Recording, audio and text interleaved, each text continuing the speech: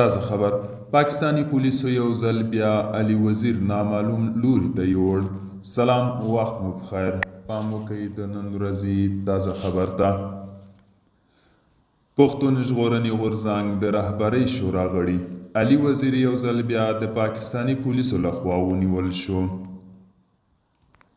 د دغه غورځنګ یو غړي پاچا پښتين چې د پنجاب په بکر کې د علي وزیر زندان ته ورغلی و، پر خپل فیسبوک باندې لیکلي نن علي وزیر خوشي کېده، خو پاکستاني ادارو والا بیرته ونیو او د ځان سره یې د میاولي پر لاره نامعلوم لوري ته یوړ.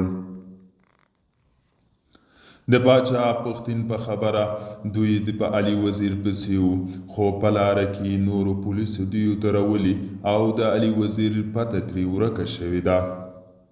دوستانو، دا و د نن ورځې چمتو کلی خبر. تر بیا هم په الله سپارم. ښې چارې